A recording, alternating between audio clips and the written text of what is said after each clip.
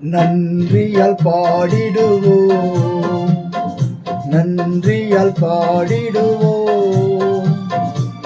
நல்லவர் இயேசு நல்கிய எல்லா நன்மைகளை நினைத்தே, நல்லவர் இயேசு நல்கிய எல்லா நன்மைகளை நினைத்தே.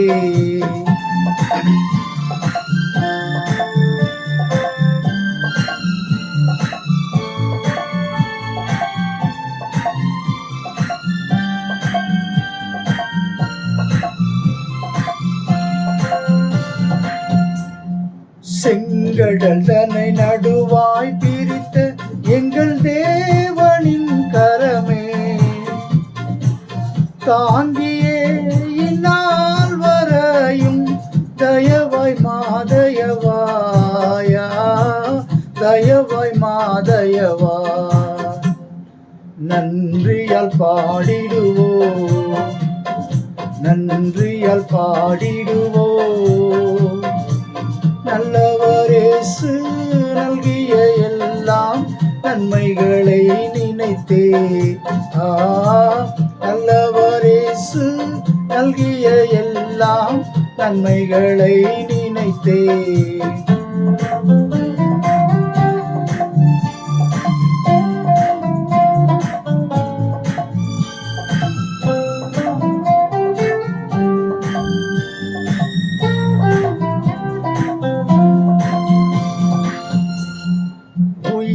உயர்த்தினார் உன்னதர் வரை உடன் சுதந்திரராயிருக்க,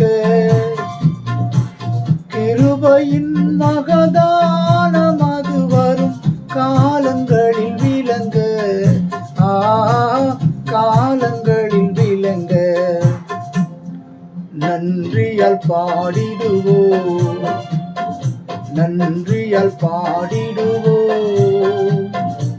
நல்லவர் இயேசு நல்கிய எல்லாம் நன்மைகளை நினைத்தே,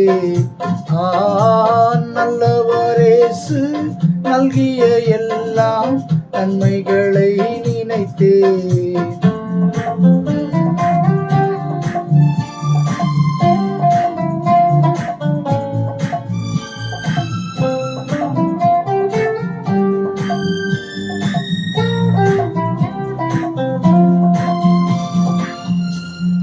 ஜீவனை தியாகமாய் வைத்த பலர் கடும் சேவையில் மரித்தார், சேர்ந்து வந்து சேவை புரிந்து சோர்ந்திடாது நிற்போம், சோர்ந்திடாது நிற்போம்.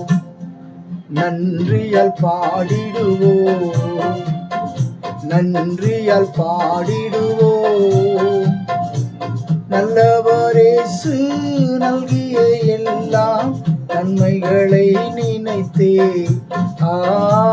நல்லவர் இயேசு நல்கிய எல்லாம் நன்மைகளை நினைத்தே.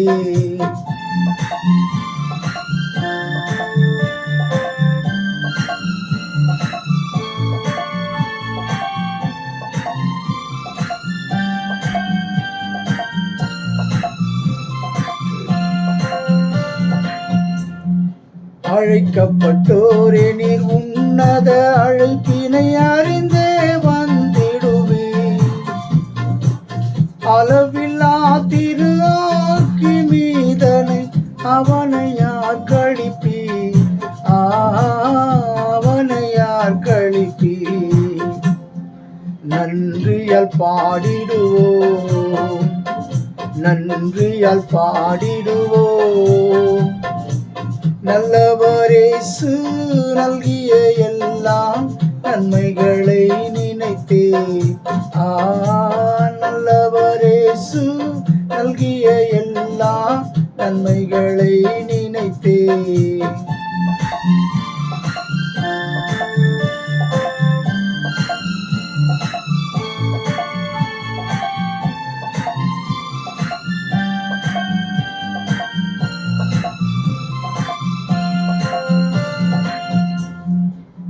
சீயோனை பணிந்துமே கிறிஸ்தேசு ராஜனை சீக்கிரம் வருவார். சிந்தை வைப்போம் சந்திக்கவே சியோனின் ராஜனையே, சியோனின் ராஜனையே. நன்றியால் பாடிடுவோம், நன்றியால் பாடிடுவோம். நல்லவர் இயேசு நல்கிய எல்லாம் நன்மைகளை நினைத்தே, நல்லவர் இயேசு நல்கிய எல்லாம் நன்மைகளை நினைத்தே. அல்லேலூயா. இந்த நாளெல்லாம் பார்த்தீங்கன்னா பிரியமானவர்களே, ஆண்டவர் எல்லாவற்றையும் நன்மைக்கு ஏதுவாக தான் செய்திருக்கிறார். இந்த தேவன் நம்மளோடு கூட இருக்கிறபடினாலே அவர் செய்கிறது எல்லாமே நன்மைக்குரியதாக தான். நல்லவர் இயேசு செய்தது எல்லாமே நன்மைக்காக. இந்த உலகத்தில் இருக்கிற மக்கள் தான் அதை திசை திருப்புகிறார்களே தவிர ஆண்டவர் செய்தது எல்லாமே நன்மைக்காக. நல்லவர் இயேசு நல்கிய எல்லாம் நன்மைகளை நினைத்து, எது ஒன்று செய்தாலும் அவர் நன்மையை நினைத்து தான் செய்தார். வானம் உண்டாக கடவது நன்மையை நினைத்து செய்தார். பூமி உண்டாக கடவது நன்மை நினைத்து செய்தார். காற்று உண்டாக கடவது நன்மை நினைத்து செய்தார். எல்லோருக்கும் எல்லாம் கிடைக்கணும்னு தான் ஆண்டவருடைய சித்தம். அதை தான் அவர் எல்லாவற்றையும் நன்மையாக செய்தார். அதனால தான் ஆண்டவரை குறித்து சொல்லப்பட்டிருக்கிற அவர் நல்லவர், அவர் கிருபை என்றும் உள்ளது. ஹல்லேலூயா. ஸ்தோத்திரம் ஆண்டவரே, ஹல்லேலூயா. ஸ்தோத்திரிக்கிறோம், ஸ்தோத்திரிக்கிறோம் ஆண்டவரே. உம்மை நன்றியோடு துதிக்கிறோம் ஐயா. ஹல்லேலூயா. ஸ்தோத்திரம், ஸ்தோத்திரம், ஸ்தோத்திரம். ஹல்லேலூயா. உமக்கு நன்றி அப்பா. ஹல்லேலூயா. அவர் நல்லவராய் இருக்கிறார். நாம் அவரை புகழ்ந்து பாடணும், அவரை போற்றி பாடணும். நம்மளுக்கு பாட தெரியுதோ இல்லையோ, என் தேவனை புகழ்ந்து பாடணும். ரொம்ப ரொம்ப நல்லவர். எந்த நாவில் புது பாட்டு எந்த இயேசு தருகிறார். எந்த நாவில் புது பாட்டு எந்த இயேசு தருகிறார். ஆனந்தம் கொள்ளுவேன், அவரை நான் பாடுவேன் உயிருள்ள நாள் வரையில். அல்லேலூயா. ஆனந்தம் கொள்ளுவேன், அவரை நான் பாடுவேன் உயிருள்ள நாள் வரையில். எந்த நாவில் புது பாட்டு எந்த இயேசு தருகிறார். பாவ இருள் என்னை வந்து சூழ்ந்து கொள்கையில் தேவனவர் தீபமாய் என்னை தேற்றினார். பாவ இருள் என்னை வந்து சூழ்ந்து கொள்கையில் தேவனவர் தீபமாய் என்னை தேற்றினார். ஆனந்தம் கொள்ளுவேன், அவரை நான் பாடுவேன் உயிருள்ள நாள் வரையில். அல்லேலூயா. ஆனந்தம் கொள்ளுவேன், அவரை நான் பாடுவேன் உயிருள்ள நாள் வரையில். எந்த நாவில் புது பாட்டு எந்த இயேசு தருகிறார். சேற்றில் விழுந்த என்னை அவர் தூக்கி எடுத்தார். நாற்றமெல்லாம் ஜீவ ரத்தம் கொண்டு மாற்றினார். சேற்றில் விழுந்த என்னை அவர் தூக்கி எடுத்தார். நாற்றமெல்லாம் ஜீவ ரத்தம் கொண்டு மாற்றினார். ஆனந்தம் கொள்ளுவேன், அவரை நான் பாடுவேன் உயிருள்ள நாள் வரையில். அல்லேலூயா. ஆனந்தம் கொள்ளுவேன், அவரை நான் பாடுவேன் உயிருள்ள நாள் வரையில். எந்த நாவில் புது பாட்டு எந்த இயேசு தருகிறார். அல்லேலூயா. ஒவ்வொருவருக்கும் ஆண்டவர் ஒரு பாடலை கொடுக்கிறார். ஹல்லேலூயா. கர்த்தர் இந்த நாளிலும் நமக்கு அவர் கொடுக்கிற பாடல்கள் அவ்வளவு அருமையாக கொடுக்கிறார். அவர் செய்த நன்மைகளை நினைத்து நினைத்து பாடினாலே போதும். செங்கடலை பிளக்க செய்தார், யோர்தானை கடக்க செய்தார், எரிக்கோவை இடிக்க வைத்தார். இதை நினைத்து பாடலாம். இன்றைக்கு நமக்கு அது போல பிரச்சனைகள் நிறைய வந்திருக்கும். எரிகோ போன்ற பிரச்சனைகள், யோர்தானை போன்ற பிரச்சனைகள், செங்கடலை போன்ற பிரச்சனைகள் எல்லாவற்றிலிருந்து நம்மளை விடுவித்தாரே, நம்மளை பாதுகாத்தாரே. அதை நினைக்கும் பொழுதே நம்ம அவரை துதிக்கலாம், அவரை பாடலாம், அவரை போற்றலாம், அவரை புகழலாம். ஹல்லேலூயா. அவர் எவ்வளவு நல்லவராய் இருக்கிறாருங்க. ஹல்லேலூயா.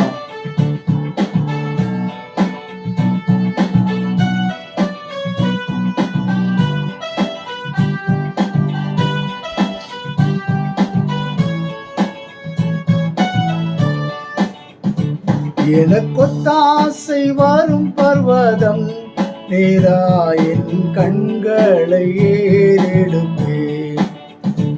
எனக்கொத்தாசை வரும் பர்வதம் நேராய் என் கண்களை ஏறெடுப்பேன். வானமும் பூமியும் படைத்த வல்ல தேவனிடமிருந்தே, வானமும் பூமியும் படைத்த என்ன கடந்தா நன்மைகள் வருமே, என் கண்களே எடுப்பேன். என்ன கடந்தா நன்மைகள் வருமே, என் கண்களே எடுப்பேன். எனக்கொத்தாசை வரும் பர்வதம் நேராய் என் கண்களை ஏறெடுப்பேன்.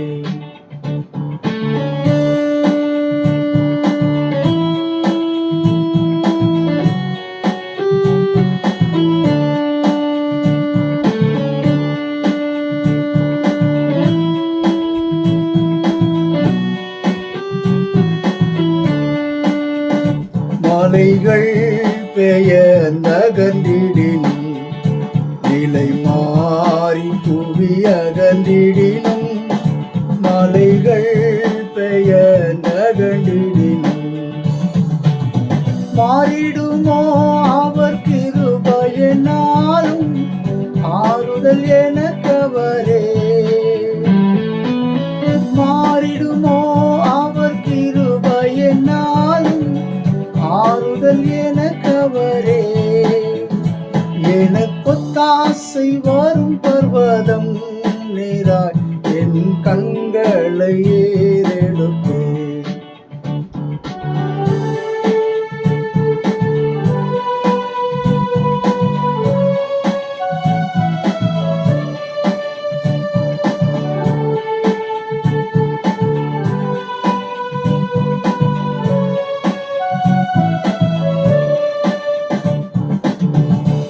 என் காலை தள்ளாட ஓட்டா, என்னை காக்கும் தேவன் உறங்கா.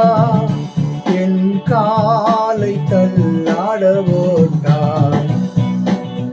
இஸ்ரவேலை காக்கும் நல் தேவன் ராப்பகல் உறங்காரே.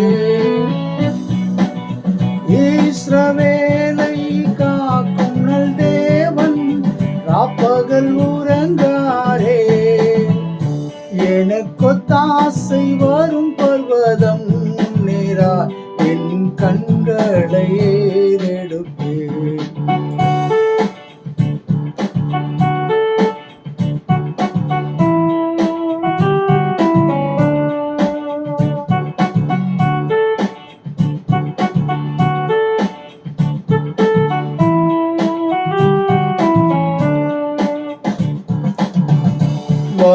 வலப்பக்கத்தில் நிழலவரே, வழுவாமல் காப்பவரவரே.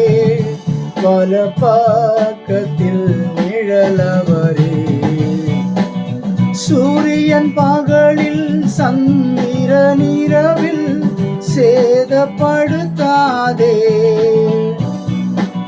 சூரியன் இரவில் சந்திரன் பகலில் சேதப்படுத்தாதே. எனக்கொத்தாசை வரும் பர்வதம் நேராய் என் கண்களை ஏறெடுப்பேன்.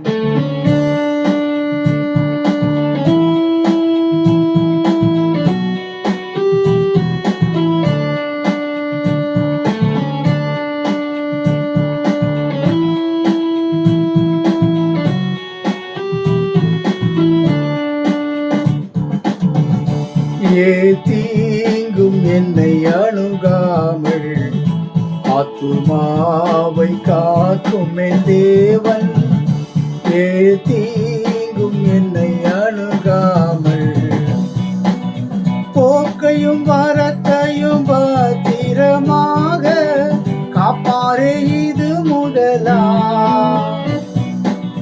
போக்கையும் வரத்தையும் பத்திரமாக காப்பாரே இது முதலா.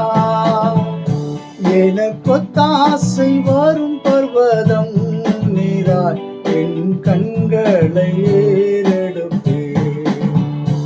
எனக்கொத்தாசை வரும் பர்வதம் நீராய் என் கண்களை ஏறெடுப்பேன். என் கண்களை ஏறெடுப்பேன். அல்லேலூயா, அல்லேலூயா. கர்த்தர் நல்லவருங்க. அவரு இடத்திலே நம்ம நோக்கி பார்க்கும் பொழுது, சங்கீதம் 121 இதைதான் சொல்லப்பட்டிருக்கு. கர்த்தரை நோக்கி பார்க்கிறார். கர்த்தரை நோக்கி பார்க்கிற முகங்கள் ஒரு நாளும் வெட்கப்பட்டு போனதில்லை. பிரியமானவர்களே, இந்த நாளிலும் கர்த்தர் நம்மை நினைத்திருக்கிறார். ஹல்லேலூயா. உம்மை ஸ்தோத்திரிக்கிறோம் ஆண்டவரே, உம்மை துதிக்கிறோம் ஆண்டவரே, உமக்கு நன்றி செலுத்துகிறோம் ஐயா. நீர் ஆண்டவரே எங்களை ஒவ்வொரு நாளும் கண்மணி போல பாதுகாத்தீர் வருகிறீர் ஆண்டவரே. போக்கையும் வரத்தையும் பாதுகாக்கிறீர் ஆண்டவரே. ஒவ்வொரு நாளும் ஆண்டவரை கரம் பிடித்து வழிநடத்துகிறீரே, உமக்கு நன்றி சுவாமி. இந்த நாளிலும் ஆண்டவரே, இந்த வருடங்கள் துவங்கி ஆண்டவரே 4வது மாதம் வர இருக்கிறது தகப்பனே. இந்த லென்த் டேஸ் காலத்திலே தகப்பனே, உம்மை நினைக்கணும், உம்மை நினைத்து நினைத்து துதிக்கணும், உம்மை ஆராதிக்கணும், உம்மை போற்றணும், உம்மை புகழணும், உம்மை வாழ்த்தணும், உம்மை வணங்கணும் ஆண்டவர். நீர் வானாதி வானம் கொள்ளாதவர் ஆண்டவரே. இந்த உலகத்தில் மனுஷர்களை அல்ல ஆண்டவரே. கர்த்தாவே, இந்த நாளிலும் ஆண்டவரே உம்மை நோக்கி பார்க்கிறோம் ஐயா, உம்மை நோக்கி பார்க்கிறோம். எனக்கு ஒத்தாசை வரும் பர்வதங்களுக்கு நேராக என் கண்களை ஏறெடுக்கிறேன். வானத்தையும் பூமியும் உண்டாக்கின கர்த்தரிடத்திலிருந்து எனக்கு ஒத்தாசை வரும். சங்கீதக்காரன் அழகாக சொல்லுகிறார்.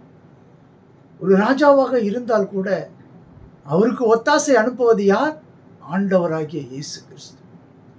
இன்றைக்கு நமக்கும் சரி பிரியமானவர்களே, நம்முடைய குடும்பத்திலும் சரி, வசதி படைத்தவர்களுக்கு மாத்திரம் உதவி தேவையில்லையா இல்லை என்பது மாத்திரம் அல்ல பிரியமானவர்களே.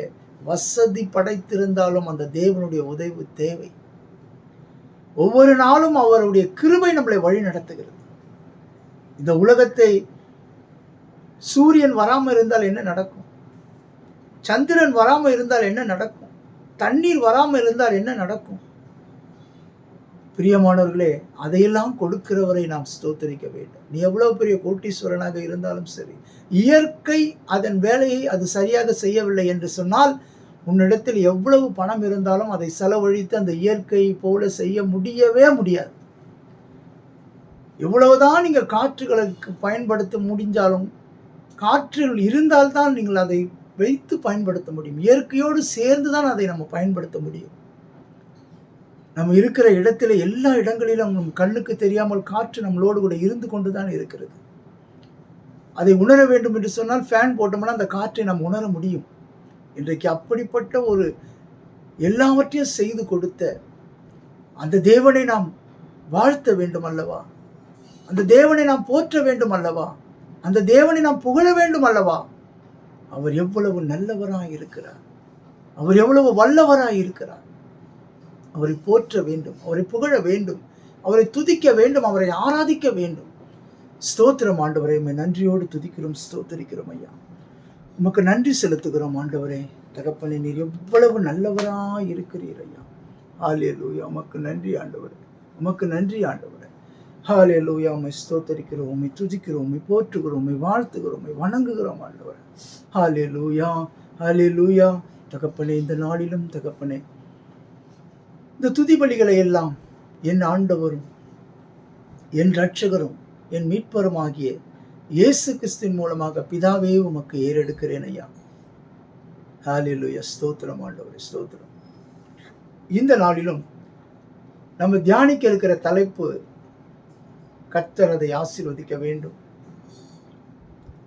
இந்த வார்த்தைகள் நம்மை எப்படி சீர்படுத்த வேண்டும், இந்த வார்த்தைகள் எப்படி நம்மளை ஸ்திரப்படுத்த வேண்டும், இந்த வார்த்தைகள் எப்படி நம்மளை நிலைநிறுத்த வேண்டும், இந்த வார்த்தை நிமித்தம் நாம் கற்றுக்கொள்ள வேண்டியது என்ன என்பதை குறித்ததெல்லாம் இந்த வேதத்தை ஆராயும் பொழுது கர்த்தர் நம்மளுடைய மனக்கண்களை திறப்பாராக, நம்முடைய இருதயத்தில் இதை பதிய செய்வாராக. ஹல்லேலூயா. இந்த நாளிலும் தகப்பனே உம்முடைய கரத்திலே ஆண்டவரே ஒப்பு கொடுத்து செபிக்கிறேன். ஆண்டவரே, இந்த வார்த்தைகள் எங்களுடைய வாழ்க்கையில் 30, 60, 100 பலன் தரும்படியாய் உம்முடைய கரத்தில் ஒப்பு கொடுக்கிறேன் ஐயா. இந்த வார்த்தைகள் ஒன்றும் ஆண்டவரே வீணாய் போகாது தகப்பனே. வானமும் பூமியும் ஒழிந்து போகும், இந்த வார்த்தைகள் ஒரு நாளும் ஒழிந்து போகாது தகப்பனே. அப்படியாய் இந்த வார்த்தைகள் எங்களை ஆண்டவரை புடமிடட்டும். ஆண்டவரே, உம்முடைய வார்த்தையின்படி நாங்கள் நடக்க எங்கள் இருதயத்தையும் எங்கள் சிந்தையும் நீங்கள் ஸ்திரப்படுத்தும்படியாக உம்முடைய கரத்தில் ஒப்பு கொடுத்து ஜெபிக்கிறேன். எல்லாவற்றையும் பொறுப்பெடுத்துக் கொள்ளுங்கப்பா. ஆசீர்வதிங்க, வழிநடத்துங்க. இயேசு கிறிஸ்துவின் மூலம் ஜெபிக்கிறோம் எங்கள் நல்ல பிதாவே, ஆமென். இந்த நாளில் நம்ம தியானிக்க இருக்கிறத பார்த்தீங்கன்னு சொன்னால், நியாயாதிபதிகள். இந்த நியாயாதிபதிகள் புஸ்தகத்திலே நாம் ஒருவரை குறித்து பார்க்க இருக்கிறோம்.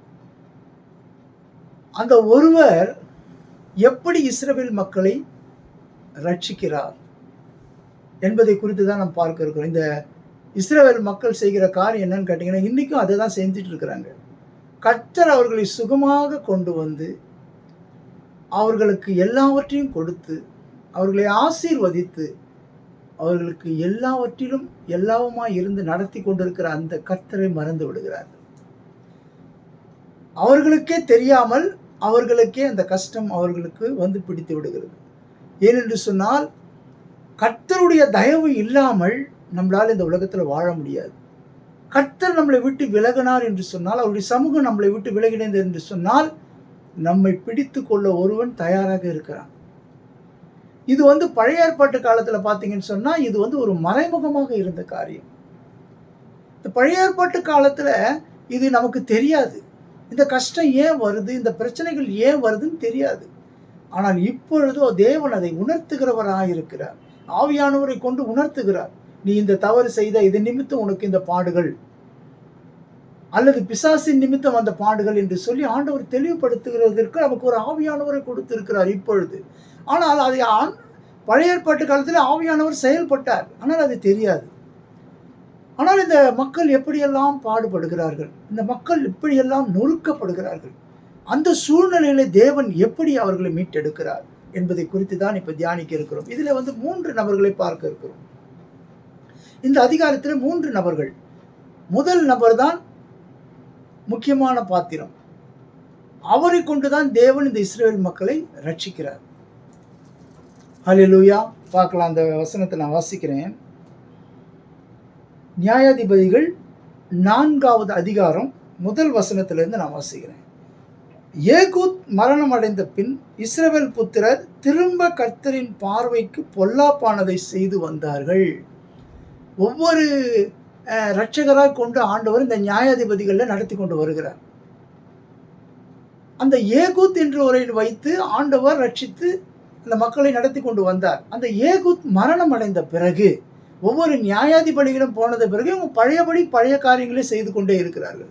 அப்படி இந்த ஏகூத் என்கின்ற நியாயாதிபதி மரணம் அடைந்த உடனே என்ன நடக்குதுன்னு பார்த்தீங்கன்னு சொன்னால், அதுக்கு அடுத்ததா, ஆகையால் கர்த்தர் அவர்களை ஆச்சோரில் ஆளுகிற யாபின் என்னும் கானானியருடைய ராஜாவின் கையில் விற்று போட்டார். அவனுடைய சேனாதிபதிக்கு சிசரா என்று பேர். அவன் புறஜாதிகளுடைய பட்டணமாகிய ஆரோசேத்திலே குடியிருந்தான். அவனுக்கு 900 இருப்பு ரதங்கள் இருந்தது. அவன் என்ன செய்கிறான் பாருங்க, இஸ்ரவேல் புத்திரரை 20 வருஷம் கொடுமையாய் ஒடுக்கினான். இஸ்ரவேல் புத்திரர் கர்த்தரை நோக்கி முறையிட்டார்கள். இவங்களுக்கு இதே வேலை தான். எகிப்து தேசத்தில் எவ்வளவு ஒரு கடினமான ஒரு சூழ்நிலைகளை வாழ்ந்து கொண்டிருந்தார்கள். எகிப்து தேசத்திலே அவர்களிடத்தில் அடிமையாய் கிடந்தார்கள். அப்படி அடிமையாக இருக்கும் பொழுது என்ன நடக்கிறதுன்னு பார்த்தீங்கன்னு சொன்னால், இவங்களை நெருக்கப்படுகிறார்கள், இவர்கள் பாடுகளுக்கு உட்படுத்தப்படுகிறார்கள், இவர்களை அடிமைத்தனமாக நடத்தி கொண்டிருக்கிறார்கள். ஆனால் இவர்கள் கூக்குரலிடும் போது கர்த்தர் மனம் இறங்குகிறார். இன்றைக்கும் பிரியமானவர்களே, நாம் ரட்சிக்கப்படுவதற்கு முன்பாக எப்படி வாழ்ந்து கொண்டிருந்தோம்? எந்த பாவ வாழ்க்கையில இருந்து கொண்டிருந்தோம்? நம்மளை அடிமைப்படுத்தி வைத்திருந்தவன் யார்? குடியிலே அடிமைப்படுத்தி வைத்திருந்தான், பெண்களுக்கு அடிமைப்படுத்தி வைத்திருந்தான், போதை வஸ்துகளுக்கு அடிமைப்படுத்தி வைத்திருந்தான். இப்படி பல அடிமைத்தனத்திலே நாம் இருந்தோம். ரட்சிக்கப்படுவதற்கு முன்பாக பல காரியங்கள் நமக்குள்ளே இருந்தது. பலர் நம்மளை அடிமைப்படுத்தி வைத்திருந்தார்கள். நமக்கு தெரியாமலே நம்மளை அடிமைப்படுத்தி வைத்திருந்தார்கள். அந்த அடிமைத்தன வீட்டிலிருந்து மீட்டெடுத்தார் நம்மை அந்த ஆண்டவராகிய இயேசு கிறிஸ்து. இன்றைக்கும் அதே போலதான் இந்த இடத்துல என்ன செய்கிறாருன்னு பார்த்தீங்கன்னா, இந்த மக்கள், இஸ்ரவேல் மக்களுடைய குணம் மாறவே இல்லை. அது நிமித்தம் என்ன நடந்தது பார்த்தீங்கன்னு சொன்னா, நிறைய பேர் ஆண்டவர் கொடுத்த வாக்குத்தத்தத்தை சுதந்திரித்துக் கொள்ள முடியவில்லை. அவர்கள் என்ன நினைக்கிறார்கள்? சூழ்நிலையை பார்த்து கலங்கி கொண்டிருக்கிறார்கள். இஸ்ரவேல் மக்கள் இப்பொழுது எனக்கு இது தேவை, உடனே எனக்கு இது கிடைத்தால்தான். ஆனால் ஆண்டவருடைய ப்ராசஸ் அப்படி அல்ல. குழந்தை பிறப்பதற்கு 10 மாதம் காத்து கொண்டிருக்கிறோம் அல்லவா? அந்த குழந்தை வயிற்றுக்குள்ளே இருக்கும் பொழுது அந்த குழந்தை வளரும் வரையில் காத்து கொண்டிருக்கிறோம் அல்லவா?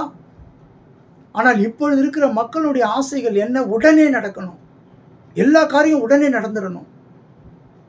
பிரியமானவர்களே, ஆண்டவருடைய சித்தம் வேற, ஆண்டவருடைய குணாதிசயம் வேற. லாசரு மரித்து விட்டார். ஆண்டவராகிய இயேசு சொல்கிறார், போலாம் இரு. லாசரு அங்க மரித்து விட்டான் என்று ஆண்டவருக்கு செய்தி வருகிறது, கேள்விப்பட்டிருக்கிறார்.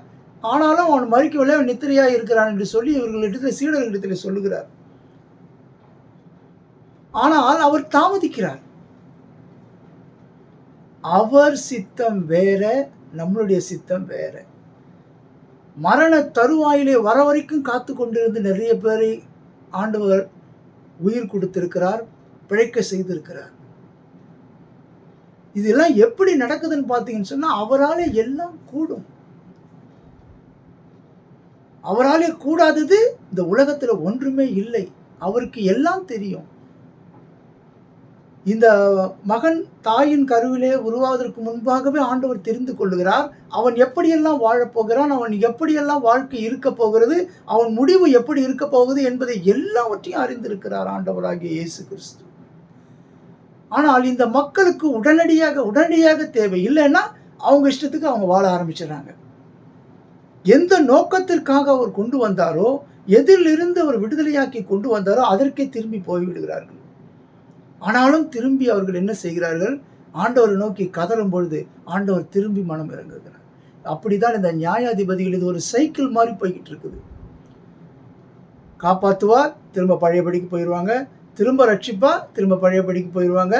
இப்படி விழுந்து விழுந்து விழுந்து எழுந்ததுதான் இந்த நியாயாதிபதிகள், இந்த இஸ்ரவேல் மக்கள் செய்கிற தவறுகள். அதில் எத்தனையோ ரட்சகர்கள் வந்து ரட்சிக்கிறார்கள், அவர்களை மீட்டெடுக்கிறார்கள். அதே போலதான் இந்த இடத்திலே சொல்லப்பட்டிருக்கிறது. என்னன்னு பார்த்தீங்கன்னு சொன்னா, பிரியமானவர்களே, இந்த ஏகூத்து மரணம் அடைந்த பின்பு இந்த மக்கள் திரும்ப என்ன செய்யறாங்க? தவறு செய்யறாங்க. அப்போ என்ன பண்றார் ஆண்டவர்? அந்த இஸ்ரவேல் மக்களை யாபின் இடத்துல கொடுத்து விடுகிறார். அந்த கானானியனுடைய ராஜாவின் இடத்துல கொடுத்து விடுகிறார். அதனுடைய சேனாதிபதி 20 வருடம் அவரை ஒடுக்குகிறார். திரும்ப கதறுகிறார்கள், திரும்ப ஆண்டவர் புலம்புகிறார்கள். அப்பொழுது ஆண்டவர் என்ன செய்கிறார்னு பார்த்தீங்கன்னு சொன்னா, பிரியமானவர்களே, ஒரு பெண்ணை ஏற்படுத்துகிறார். இன்றைக்கு பெண்களை குறித்து நாம் உயர்வாய் நினைக்க வேண்டும்.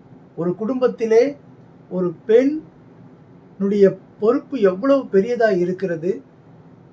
ஒரு பெண் ஒரு குடும்பத்தை ரட்சிக்க அவர் எடுக்கிற முயற்சி அநேகம். இன்றைக்கு ஒரு ஆணினுடைய உயர்வில் ஒரு பெண் இருக்கிறாள் என்று சொல்லப்பட்டிருக்கிறது. அதை தான் இந்த இடத்துல, இந்த அதிகாரத்தில் நாம் பார்க்க இருக்கிறோம். இந்த பெண்ணை ஆண்டவர் தெரிந்தெடுக்கிறார். அவள் பெயர் இதை வாசிக்கலாம். அக்காலத்திலே லபித்தோத்தின் மனைவியாகிய ஒரு கல்யாணமான ஒரு பெண், திருமணமான ஒரு பெண் ஆண்டவர் செலக்ட் பண்றாரு பாருங்க. அக்காலத்திலே லபித்தோத்தின் மனைவியாகிய தெபோரால் என்னும் தீர்க்கதரிசியானவள் இஸ்ரவேலில் நியாயம் விசாரித்தாள். இஸ்ரவேல் மக்களை ரட்சிப்பதற்கு ஒரு பெண்ணை ஏற்படுத்துகிறார். நியாயாதிபதியாகிய ஒரு ஜட்ஜாக, நியாயம் விசாரிக்கிறவராக ஒரு பெண்ணை ஏற்படுத்துகிறார். இன்றைக்கு நாம் எத்தனையோ குடும்பங்களிலே தெபோராக்கள் இருக்கிறார்கள். எத்தனையோ குடும்பங்களிலே தெபோராக்கள் இருக்கிறார்கள். அந்த குடும்பத்தினுடைய உயர்வுக்காக எத்தனையோ தெபோராக்கள் பாடுபட்டு கொண்டு இருக்கிறார்கள். சொல்லப்போனால் அநேக கணவன்மார்கள் இருக்கிறார்கள், மனைவிமார்கள் இருக்கிறார்கள். நிறைய இடங்களிலே பார்க்கும் பொழுது அந்த பெண்களுக்குரிய அந்த உணர்வு, அந்த பெண்களுக்குரிய அந்த உத்வேகம் ஆண்களுக்கு அவ்வளவா இருக்காது. எதிலுமே எந்த காரியத்தை செய்வதென்றாலும் சரி, அவர்கள் அதை நுணுக்கமாக பார்ப்பார்கள். இன்றைக்கு பார்த்தீங்கன்னு சொன்னால் ஆஃபீஸ்லலாம் பாருங்கள், வேலைகளை கொடுக்கும் பொழுது ஆண்கள் இடத்துல கொடுப்பதும் பெண்கள் இடத்துல கொடுக்கும்போதும் வித்தியாசங்கள் உண்டு. அவங்கள அதை சரியாக செய்வாங்க. இவன் அந்த வேலையை செய்கிறதுக்குள்ளே 4 தடவை போயிட்டு என்ன பண்ண, டீ குடிச்சிட்டு வர்றது போகிறது, அப்படி அங்கே பேசுறது இங்கே பேசுறதுன்னு இருக்கும். ஆனால் பெண்களிடத்திலே ஒரு காரியத்தை கொடுத்தீர்கள் என்று சொன்னால், அதனால் ஆண்கள் கோய்த்து கொள்ளாதீர்கள், பெண்கள் இடத்திலே அப்படி ஒரு ரெஸ்பான்சிபிலிட்டி ஆண்டவர் அவர்களுக்கு ஏற்படுத்தி வைத்திருக்கிறார். அப்படிதான் இந்த தெபோராள் பாருங்க, இந்த தெபோராள் இடத்திலே இந்த இஸ்ரவேல் மக்களை ரட்சிப்பதற்காக ஆண்டவர் ஏற்படுத்துகிறார். அந்த தெபோராள் எப்படி ஞானமா செயல்படுகிறாள், இந்த இஸ்ரவேல் மக்களை எப்படி மீட்க வேண்டும் என்று செயல்படுகிறாள் என்பதை குறித்து நாம் பார்க்க இருக்கிறோம். ஆனாலும் அவளுடைய உள்ளம் என்ன சொல்லுகிறது என்று சொன்னால், ஆண்டவர் தெபோராளை ஏற்படுத்தினார். ஆனால் தெபோராள் என்ன நினைக்கிறார்னு சொல்ல கேட்டீங்கன்னா, ஒரு ஆணுடைய துணையை அவர் தேர்ந்தெடுக்கிறார். அந்த தெபோராள் ஒரு ஆணின் துணையை தேர்ந்தெடுக்கிறார். கர்த்தர் யார் இடத்திலே கொடுத்தார்? தெபோராள் இடத்திலே கொடுத்தார். ஆனால் தெபோராள் சொல்கிற வார்த்தை தான் நிறைவேறுகிறது. அந்த தெபோராளை கொண்டுதான் ரட்சிப்பேன் என்று ஆண்டவர் சொன்னார். அந்த தெபோராள் சொன்ன தீர்க்க தரிசன வசனம் தான் அந்த இடத்துல நிறைவேறுகிறது.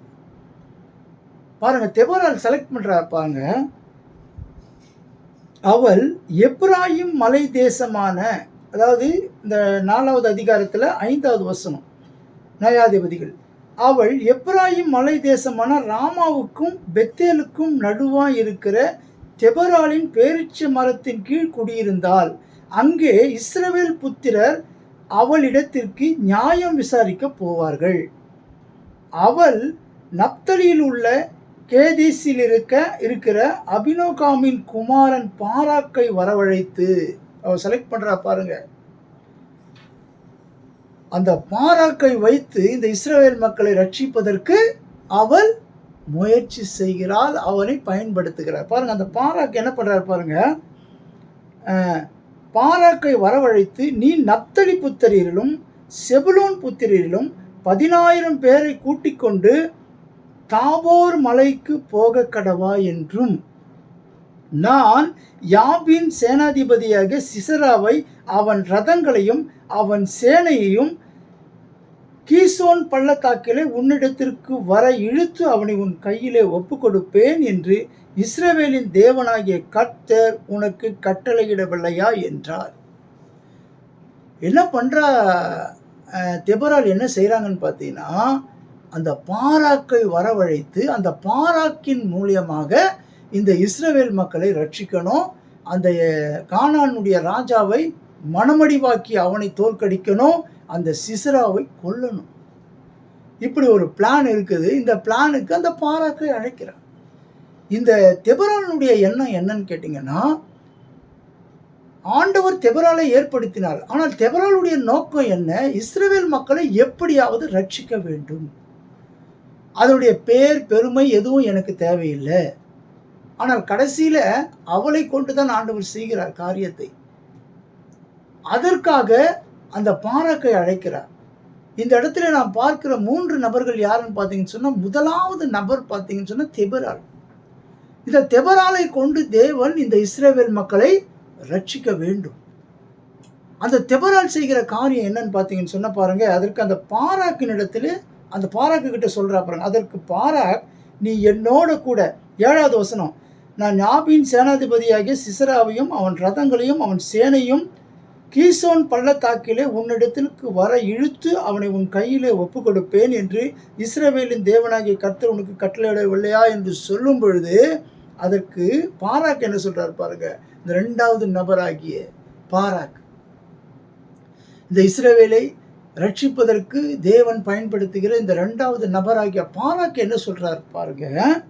அதற்கு அவன், நான் உன்னோடு கூட அதற்கு பாராக், நீ என்னோடு கூட வந்தால் போவேன், என்னோடு கூட வராவிட்டால் நான் போக மாட்டேன் என்றார். தெபொராளை கூட வர சொல்றார். இன்றைக்கு நாமும் அப்படிதான் என்ன செய்கிறோம், நம்மிடத்தில் ஒரு பொறுப்பு கொடுக்கும் பொழுது நம்ம அதை கூட ஒருவரை இழுத்து கொள்ள வேண்டும் என்று நினைக்கிறோம். கர்த்தர் நம்மை கொண்டு செய்ய வேண்டும் என்று நினைத்ததை நம்மை கொண்டு நிச்சயம் செய்வார். இந்த இடத்துல நடந்த காரியம் என்னன்னு பார்த்தீங்கன்னு சொன்னால், அதற்கு பாருங்க, இது தெபொராள் சொல்றாள். அதற்கு அவள், நான் உன்னோட கூட நிச்சயமாய் வருவேன், ஆனாலும் நீ போகிற பிரயாணத்தில் உண்டாகிற மேன்மை உனக்கு கிடையாது. கர்த்தர் சிசராவை ஒரு சிறியின் கையில் ஒப்பு கொடுப்பார் என்று சொல்லி தெபொராள் எழும்பி பாராக்கோட கூட கேதேசுக்கு போனாள். அப்போ இந்த இடத்துல என்னன்னு பார்த்தீங்கன்னு சொன்னால் பாருங்க, இந்த மேன்மை யாருக்கு வராது? உனக்கு வராது. பாராக்குக்கு அந்த மேன்மை வராது. இந்த பயணத்திலே இந்த பாராக்குக்கு அந்த மேன்மை வராது என்று சொல்லி தெபொராள் சொல்றார். தீர்க்க தரிசனமா சொல்றார். இந்த மேன்மை ஒரு பெண்ணுக்கு போகும் என்று சொல்லி,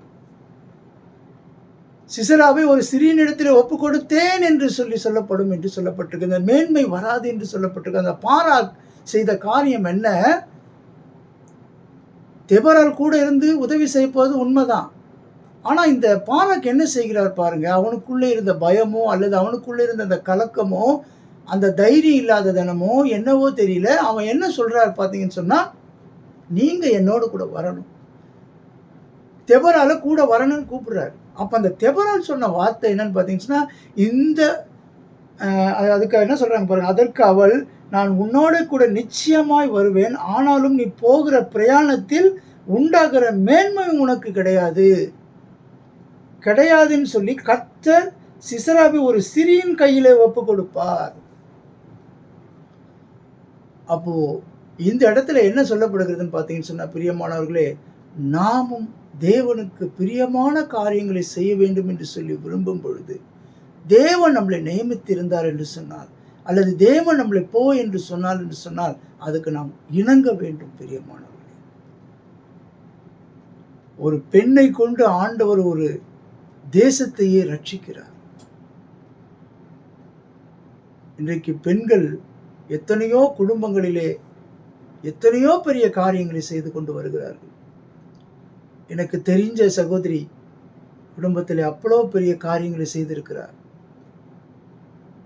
என்னை எடுத்துக்கிட்டிங்கன்னா கூட சரி, நான் குடும்பத்தில் அந்த அளவுக்கு என்னுடைய ரெஸ்பான்சிபிலிட்டி இருக்காது. ஆனால் பிள்ளையை வளர்ப்பதும், பிள்ளையை ஆளாக்குவதும், பிள்ளைக்கு எப்படி செய்வதும்,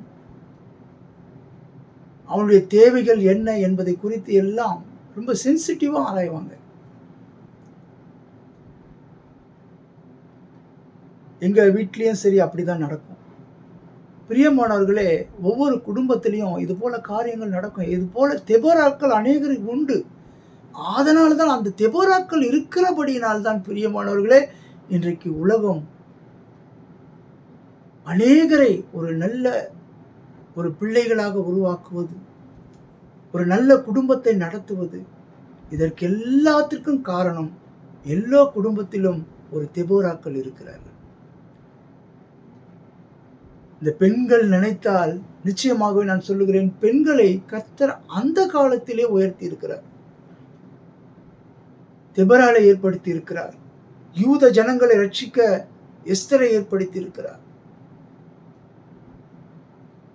ஒரு பெண் வைத்து ஒரு தேசத்தையே ரட்சிக்கிறார் என்று சொன்னால், ஒரு பெண்ணை வைத்து ஒரு குடும்பத்தை நடத்துவது அவருக்கு லேசான காரியம். அப்படி அந்த தெபொராளை போல தேவனுக்கு தன்னை ஒப்பு கொடுக்கிறவர்களாய், தேவன் செலக்ட் பண்ற பாத்திரமாய் அப்படிப்பட்ட பெண்கள் இருக்கும் பொழுது, நிச்சயமாகவே சொல்லுகிறேன் பிரியமானவர்களே, ஒவ்வொரு பெண்களிடத்திலும் ஒரு வல்லமை உண்டு. அதனால்தான் ஆண்டவராகிய இயேசு கிறிஸ்து உயிர்த்தெழுந்த உடனே பெண்களை சந்தித்தார். அந்த பெண்கள் நினைத்தால் ஒரு குடும்பத்தை உயர்த்தவும் முடியும், ஒரு குடும்பத்தை தாழ்த்தவும் முடியும். அவ்வளவு வல்லமை படைத்தவர்கள். இந்த சிசராவை, அந்த கானானியனுடைய அந்த சேனாதிபதியை ஒரு பெண் எப்படி அழகாக கொலை செய்கிறார். அவள் நிமித்தம் அந்த இஸ்ரவேல் மக்கள் ரட்சிக்கப்படுகிறார்கள். எப்படியெல்லாம் செயல்படுகிறார்கள் என்பதை குறித்து தான் இதில் நாம் பார்த்து கொண்டிருக்கிறோம். இந்த தெபரால் சொன்ன வாக்கு, இந்த தெபரால் சொன்ன தீர்க்கதரிசன வார்த்தை அப்படியே நிறைவேறுகிறது. இன்றைக்கும் ஒவ்வொரு வீட்டிலும், ஒவ்வொரு குடும்பத்திலும் அநேக தெபராக்கள் இருந்து நடத்தி கொண்டு வருகிறார்கள். அநேகர் குடும்பங்களுக்கு விரோதமாக செயல்படும் பொழுது தேவன் சமூகத்திலே நின்று போராடுகிறார்கள். ஒவ்வொரு குடும்பத்திலே இருக்கிற பிள்ளைகள் இன்றைக்கு உயர்ந்திருக்கலாம் பிரியமானவர்களே. இந்த யூடியூப்ல கூட சில ஊழியக்காரர்கள் பேசிக் கொண்டிருக்கிறார்கள். அந்த தாய் கதறி அழுது, அந்த தாய் தேவ சமூகத்திலே கதறி கதறி கதறி அழுததின் நிமித்தம்தான் இன்றைக்கு அந்த ஊழியக்காரர் பெருமையாக பேசிக்கொண்டு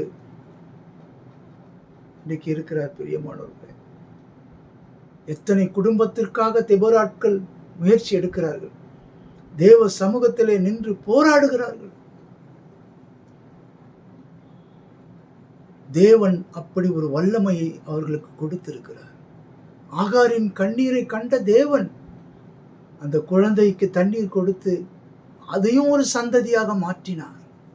அன்னாளின் கண்ணீரை கண்டு ஒரு சாமுவேலை கொடுத்து ஒரு இந்த உலகத்திற்கு ஒரு தீர்க்கதரிசியை கொடுத்தார், கிங் மேக்கரை கொடுத்தார். இது போல எத்தனையோ குடும்பங்களிலே நான் பார்த்திருக்கிறேன்.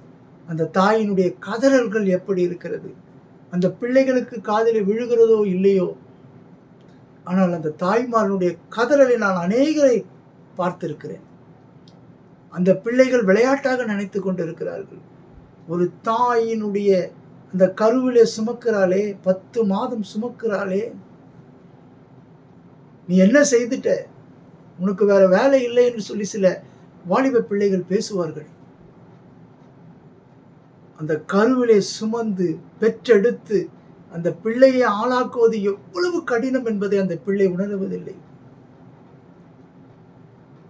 இந்த நாளிலும் இப்படிப்பட்ட தெபோராக்கள் இருப்பதனால்தான் இன்றைக்கு அநேகர் இன்னைக்கு உயர்ந்த நிலைமையிலே இருக்கிறார்கள். பிரியமானவர்களே, எனக்கு தெரிஞ்ச ஒரு சகோதரன் கூட சொல்லி இருக்கிறார் என்னிடத்திலே, நான் குடித்து விட்டு வருவேன், என் தாயினிடத்திலே பணம் கேட்பேன், ஆனால் கொடுக்க மாட்டார்கள், அவர்கள் கதறி கதறி அழுவார்கள்.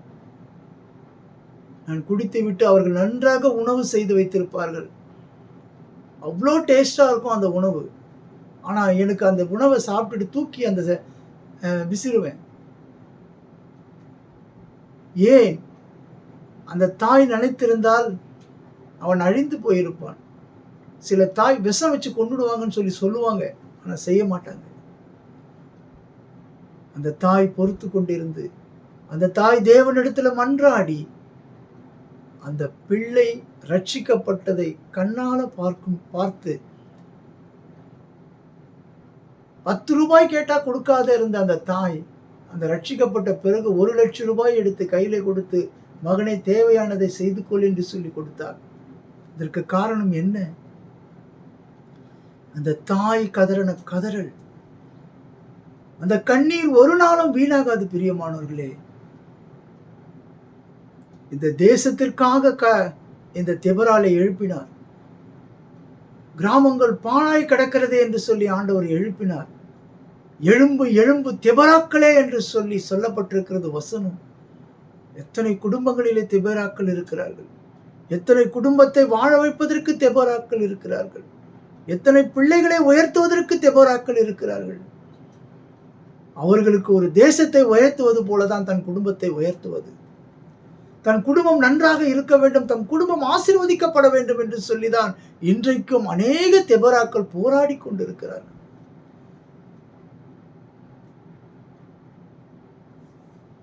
பெண்களுக்கு இருக்கிற அந்த ஒரு இரக்க குணம், பெண்களுக்கு இருக்கிற அந்த ஒரு போராட்ட குணம் பிடிவாதமாக இருந்து தன் கணவர் குடித்து விட்டு வந்து அடிக்கும் பொழுது, தன் கணவர் குடித்து விட்டு வந்து தலையிலே காலை வைத்து மிதிக்கும் பொழுதும், பிரியமானவர்களே, அந்த கணவர்களுக்காக போராடி ஜெபித்து இன்றைக்கு வெற்றி கண்ட தெபோராக்கள் அநேகர் உண்டு.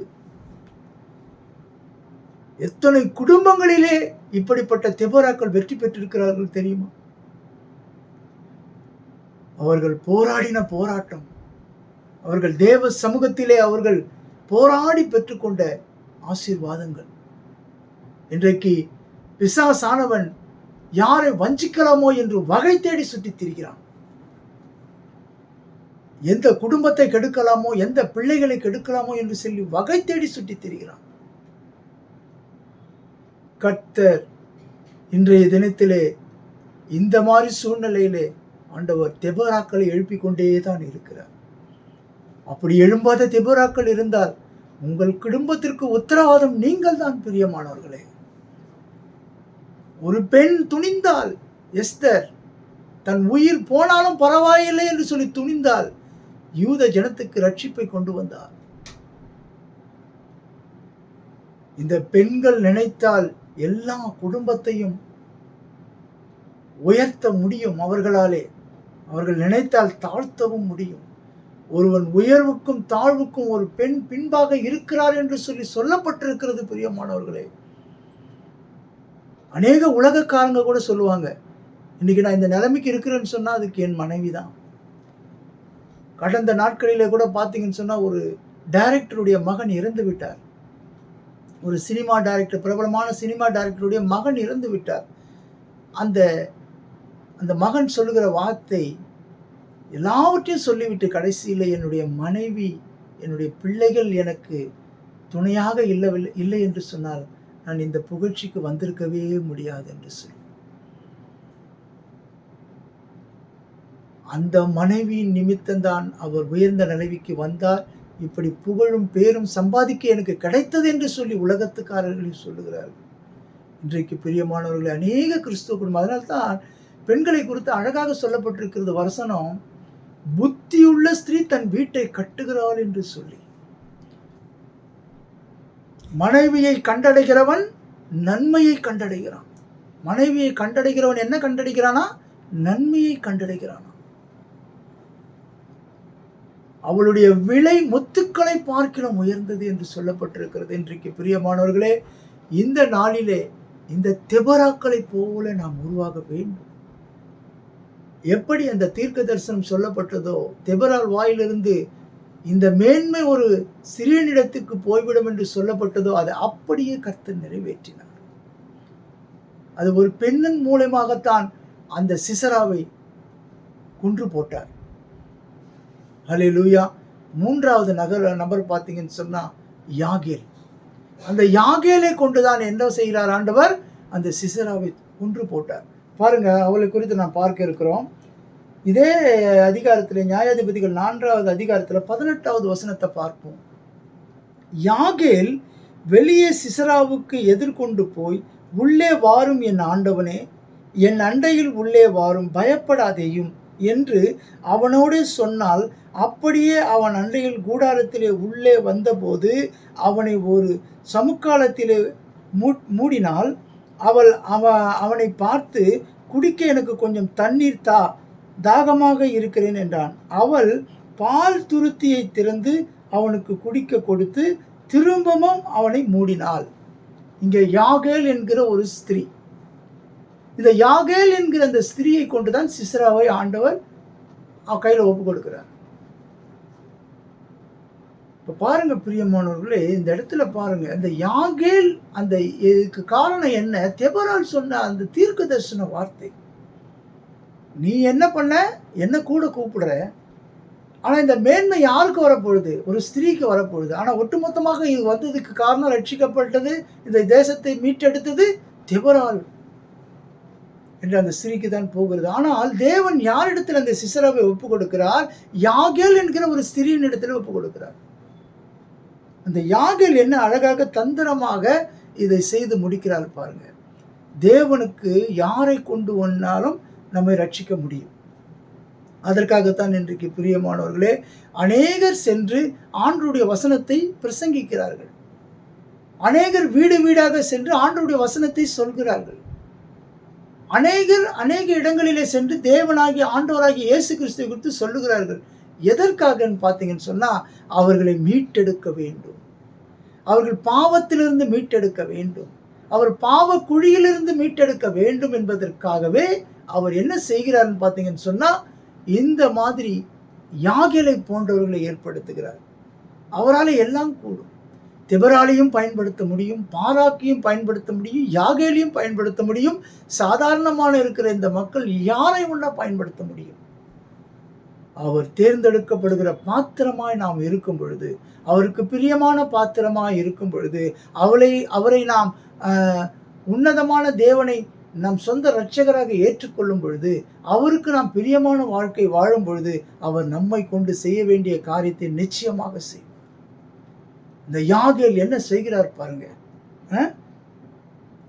அவளை பார்த்து அதுக்கப்புறம் பார்த்து 20வது வசனம், அப்பொழுது அவன், நீ கூடார வாசலிலே நின்று யாராவது ஒருவன் வந்து இங்கே யாராகிலும் இருக்கிறார்களா என்று உன்னிடத்தில் கேட்டால் இல்லை என்று சொல்லி என்றான்.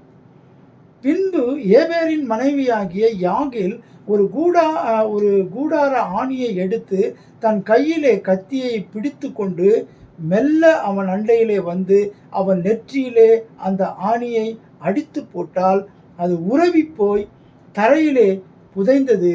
அப்பொழுது ஆயாசமாய் தூங்கிய அவன் செத்து போனான். எவ்வளவு அழகாக அந்த சிசராவை ஒரு யாகேல் சாகடிக்கிறார் பாருங்க. இது ஏன் நடக்குது?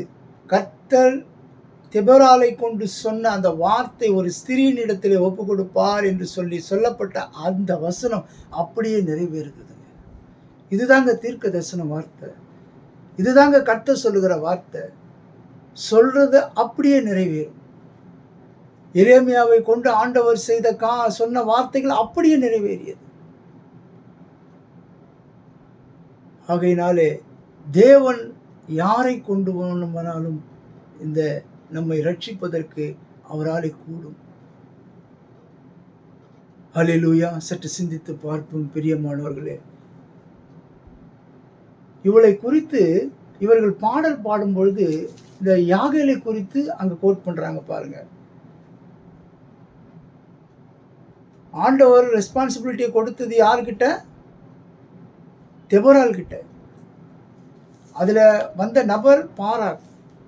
இன்னொரு நபர், முக்கியமான நபரா யாகேல் இங்கே வருகிறார் இந்த பாத்திரத்தில். பாருங்க, அந்த யாகேல் செய்யறக்கா யாகேலை குறித்து இந்த தெபராலும் பாராக்கும் பாடல் பாடும் பொழுது அவளை குறித்து சொல்லி பாடல் பாடுகிறார்கள். பாருங்க என்ன அழகாக சொல்லப்பட்டிருக்குது பாருங்க. 5வது அதிகாரம் 24வது வசனத்தில் பாருங்க, ஸ்திரீகளுக்குள்ளே கேனானியனான ஏபேரின் மனைவியாகிய யாகேல் ஆசீர்வதிக்கப்படுவாள், கூடாரத்தில் வாசமாய் இருக்கிற ஸ்திரீகளுக்குள்ளே அவள் ஆசீர்வதிக்கப்பட்டவளே. அந்த பாடல் வரிகளிலே இந்த யாகேலை குறித்து எவ்வளவு பெருமையாக சொல்லப்பட்டிருக்கிறது. இன்றைக்கும் பிரியமானவர்களே, நீங்கள் யாராக இருந்தாலும் சரி, கர்த்தருக்காக நீங்கள் எதை செய்தாலும் சரி, நீங்கள் ஆசீர்வதிக்கப்பட்டவர்கள். உங்களால் என்ன முடியுமோ இந்த கடைசி காலத்திலே ஆண்டவருக்காக நீங்கள் செய்கிற ஒவ்வொரு காரியமும் கர்த்தருடைய பார்வையிலே அது விசேஷமானதாக இருக்கும். இன்றைக்கு அநேக ஸ்திரீகள் ஆண்டவரை குறித்து எப்படியெல்லாம் தேவனை குறித்து பெருமை பாராட்டுகிறார்கள், மேன்மை பாராட்டுகிறார்கள். யூடியூப்ல பார்த்தீங்கன்னு சொன்னா அநேக பெண்கள் பேசுவார்கள், கர்த்தருடைய நாமத்தை அப்படி உயர்த்துகிறார்கள். அநேக பெண்கள் தெரு தெருவாக சென்று ஆண்டவருடைய நாமத்தை மகிமைப்படுத்தி கொண்டிருக்கிறார்கள்.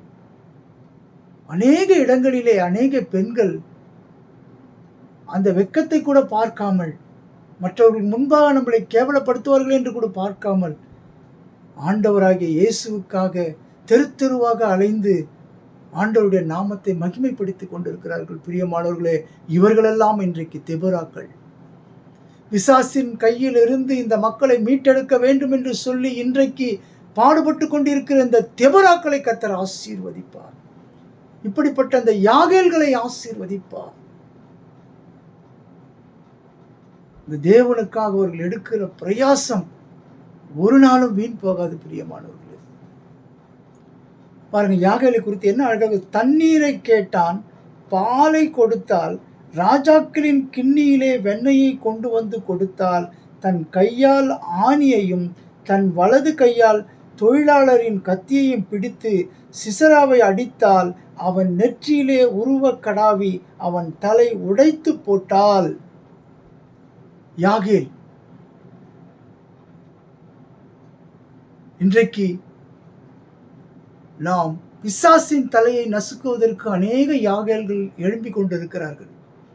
அநேக யாகேல்கள் போய்கொண்டிருக்கிறார்கள். இவரை குறித்து அதிகமாக பேசவில்லை மற்றவர்கள். தெபராலை குறித்து தான் பேசுவார்கள். ஏனென்று சொன்னால் நியாயாதிபதியின் அந்த வரிசையில் வருகிறார் என்று சொல்லி தெபராலை பேசுவார்கள். அதே அதிகாரத்தில் இருக்கிற யாகேல் எப்படிப்பட்ட காரியத்தை செய்திருக்கிறார், அந்த பாடல் வரிகளிலே இது சொல்லப்பட்டிருக்கிறது. இன்றைக்கு அநேக யாகேல்கள் இருக்கிறார்கள்.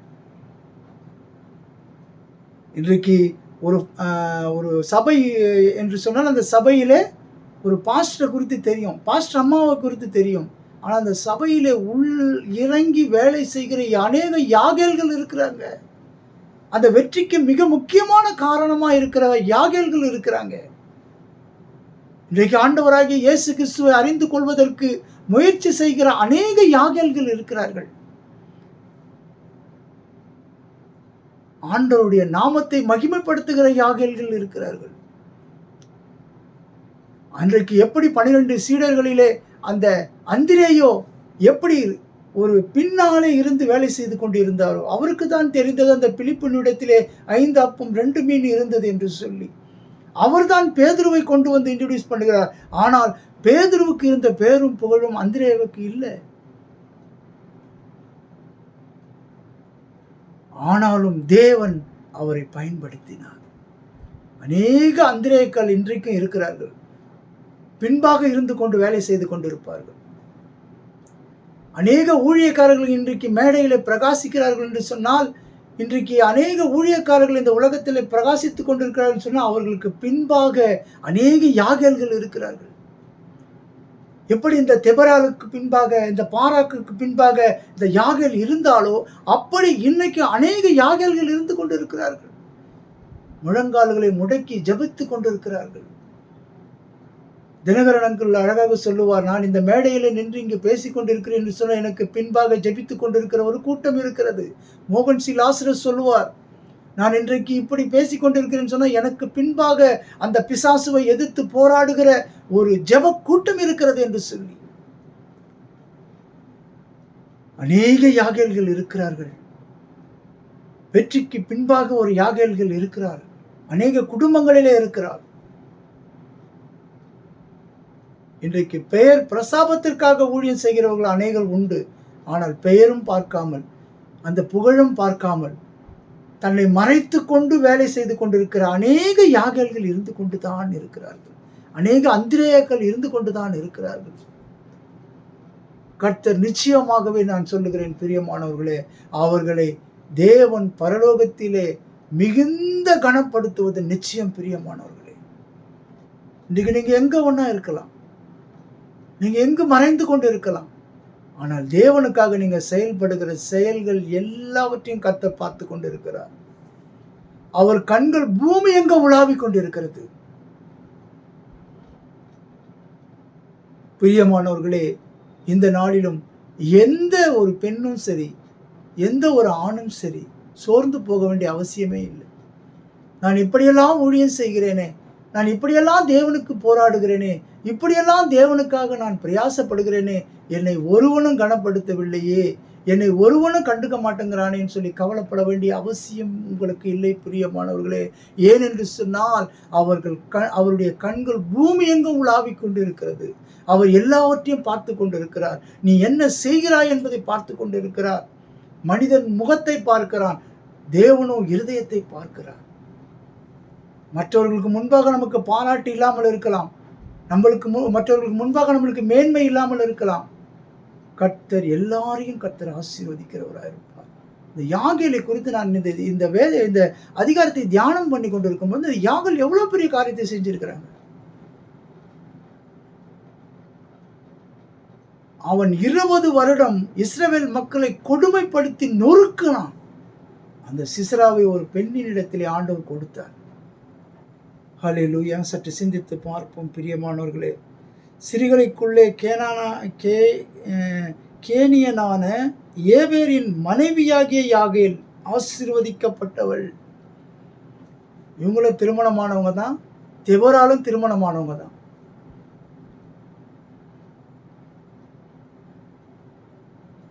இன்னைக்கு நீங்க பார்க்கலாம், நமக்கு குடும்பம் இருக்கிறதே என்று சொல்லி எவ்வளோ பெரிய காரியத்தை செய்ய வச்சிருக்கிறார் ஆண்டவர் பாருங்க. ஒரு திருமணமான ஒரு பெண்ணை கொண்டு தான் ஆண்டவர் செய்திருக்கிறார். தெபொராளுக்கும் திருமணமான ஒரு பெண்ணை கொண்டு தான் செய்திருக்கிறார். சற்று சிந்தித்து பார்ப்போம் பிரியமானவர்களே. இந்த நாளிலும் கர்த்தர் நம்மை நிச்சயமாகவே நம்மை ஆசீர்வதிக்க அவர் காத்து கொண்டிருக்கிறார். பிரியமானவர்களே, இன்றைக்கு அநேக தெபொராக்கள் இருக்கிறார்கள். அப்படி நீங்கள் தெபொராக்களாக இல்லாமல் இருந்தால் உங்கள் குடும்பத்திற்காக நீங்கள் தெபொராக்களாய் மாறுங்கள். குடும்பத்திலே மற்றவர்களை மீட்டெடுக்கிற தெபொராக்களை மாறுங்கள். அன்றைக்கு பாராக்கு சொன்னார், பாராக்கை தெபொரால் நியமித்தாள். ஆனால் பாராக்கு சொன்னது என்ன? நான் போக மாட்டேன், நீ என்னோடு கூட வரவில்லைன்னா நான் போக மாட்டேன்னா. ஆனால் அந்த மேன்மை யாருக்கு கிடைச்சது? இன்றைக்கும் பார்த்தீங்கன்னு சொன்னால் அநேக குடும்பங்களிலே அநேக பெண்கள் ஊழியம் செய்கிறார்கள். இன்றைக்கு அந்த பெண்களை குறித்து தான் அவருடைய கணவர் ஐடென்டிஃபை பண்ணப்படுகிறார். இன்னார், இந்த சகோதரனுடைய கணவர் இவர். அவ்வளவு பெரிய வல்லமையை கர்த்தர் பெண்களிடத்திலே கொடுத்திருக்கிறார். அவங்க எழும்புனாங்கன்னா, எலும்பு எலும்பு தெபொராலே என்று சொல்லப்பட்டது போல தெபொராக்கள் எழும்பினால் எல்லாவற்றையும் கர்த்தர் அவர்களிடத்தில் ஒப்பு கொடுக்க சித்தமாயிருக்கிறார். தெபொராக்கள் யுத்தம் செய்ய தேவையில்லை, கர்த்தர் யுத்தம் செய்வார். கர்த்தர் நமக்காக யுத்தம் செய்வார். சங்கீதம் 144 சொல்லப்பட்டிருக்கிறது, அவர் என்னை யுத்தத்திற்கு பழக்குவிக்கிறார் என்று சொல்லி. இன்றைக்கு யாராக இருந்தாலும் சரி பிரியமானவர்களே, நம்மளை யுத்தத்திற்கு பழக்குவிக்கிற தேவன் எப்படிப்பட்ட சூழ்நிலையில் இருந்தாலும் அதை தான் ஆண்டவர் சொல்லுகிறார். பலம் உள்ளவனுக்காகிலும் பலனற்றவனுக்காகிலும் உதவி செய்வது எனக்கு லேசான காரியம் என்று சொல்லி. பெண்களை குறித்து என்ன சொல்லப்பட்டிருக்கிறது? அவர்கள் பலவீனமான பாண்டம் என்று சொல்லப்பட்டிருக்கிறது. அந்த பலவீனமான பெண்களை கொண்டு தான் ஆண்டவர் பலமுள்ள காரியத்தை செய்து முடிக்கிறார். இந்த நாளிலும் அப்படிப்பட்ட தெபொராக்களை நாம் மாற வேண்டும். அப்படிப்பட்ட தெபொராக்களை நாம் மீட்டெடுக்க வேண்டும். எப்படி தெபொரால் ஒரு இஸ்ரவேல் மக்களை ரட்சித்தாலோ அதே போல தெபொராக்கள் எழும்பி குடும்பத்தில் இருக்கிற எல்லா காரியத்திலும் முன்னின்று அவர்கள் மீட்டெடுப்பது நிச்சயம் பிரியமானவர்களே. இன்றைக்கு அநேக தெபொராக்கள் அப்படி செய்து கொண்டுதான் இருக்கிறார்கள். அதற்கு உதவியாக செய்தது எது? பாராக்கை தெபொரால் தேர்ந்தெடுத்தார். கர்த்தர் அதை பயன்படுத்தினார், பாராக்கை பயன்படுத்தினார். பாராக்கை கொண்டு அநேக காரியங்களை செய்தார். ஆனால் அதை லீட் பண்ணது யாருன்னு பார்த்தீங்கன்னு சொன்னா தெபொரால் தான்.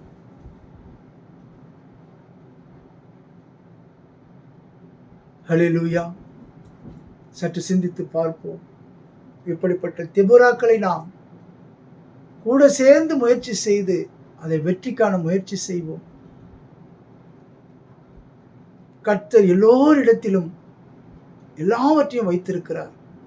யாருக்கும் ஒன்றுமில்லாமல் அல்ல, எல்லா பெண்கள் உள்ளத்திலும் எல்லா விதமான வல்லமையை வைத்திருக்கிறார். எழும்ப வேண்டும், நாம் எழும்பி பிரகாசிக்க வேண்டும். ஹல்லேலூயா. ஸ்தோத்திரம் ஆண்டவரே, ஸ்தோத்தரிக்கிறோம் அப்பா. இந்த நாளிலும் ஆண்டவரே தியானித்த இந்த வசனத்தின்படி ஆண்டவரே கர்த்தாவே, அநேக குடும்பங்களிலே தெபொராக்களாய் நீர் எழுப்பும் ஆண்டவரே. அந்த தெபொராக்களுக்கு துணையாய் இருக்கும்படியாக பாராக்குகளை ஏற்படுத்தும் ஆண்டவரே, யாகேல்களை ஏற்படுத்தும் ஆண்டவரே. அநேக குடும்பங்களை பிசாசின் பிடியிலிருந்து ரட்சித்து மீட்டெடுக்க தெபொராக்களாய் நீங்க எடுத்து பயன்படுத்துங்கப்பா. யாகேல்களை பயன்படுத்துங்கப்பா. அப்படி போன்ற பாராக்குகளை பயன்படுத்துங்கப்பா. கர்த்தரிடத்திலே ஆண்டவரே உம்முடைய கரத்தில் ஒப்பு கொடுக்கிறேன் சுவாமி. ஒவ்வொருவரையும் தேவன் தாமே ஆண்டவரே நீர் ஆசீர்வதிப்பீராக, பலப்படுத்துவீராக. குடும்பங்களிலே ஆண்டவரே இருக்கிற பிசாசின் கிரியைகளை விரட்டுவதற்கு, குடும்பங்களிலே இருக்கிற போராட்டங்களை வென்றெடுப்பதற்கு, குடும்பங்களிலே வருகிற பிரச்சனைகளிலிருந்து விடுதலையாக்குவதற்கு திபராக்களை ஏற்படுத்துங்கப்பா. ஆண்டவரே குடும்பத்திலே என்ன சூழ்நிலைகள் இருந்தாலும் அப்படிப்பட்ட சூழ்நிலையிலிருந்து எல்லாவற்றையும் மீட்டெடுக்க பாராக்களை ஏற்படுத்துங்கப்பா, திபராக்களை ஏற்படுத்துங்கப்பா, யாகேல்களை ஏற்படுத்துங்கப்பா. உடைய கரத்தில் ஒப்பு கொடுத்து ஜெபிக்கிறேன். எல்லாவற்றையும் நீங்க பொறுப்பெடுத்துக் கொள்ளுங்க சுவாமி. ஆசீர்வதிங்க, வழிநடத்துங்க. இயேசு கிறிஸ்துவின் மூலம் ஜெபிக்கிறோம் எங்கள் நல்ல பிதாவே, ஆமென். என் ஆத்மாவே கர்த்தரை ஸ்தோத்திரி, என் முழு உள்ளமே உடைய பரிசுத்த நாமத்தை ஸ்தோத்திரி. என் ஆத்மாவே கர்த்தரை ஸ்தோத்திரி, கர்த்தர் செய்த சகல உபகாரங்களையும் மறவாதே. நம் ஆண்டவராகிய இயேசு கிறிஸ்துவின் கிருபையும் பிதாவாகிய தேவனுடைய அன்பும் பரிசுத்த ஆவியானவருடைய அந்யோன்ய ஐக்கியமும் இன்றும் என்றும் சதா காலம் நம்ம அனைவரோடும் கூட இருப்பதாக. ஆமேன்.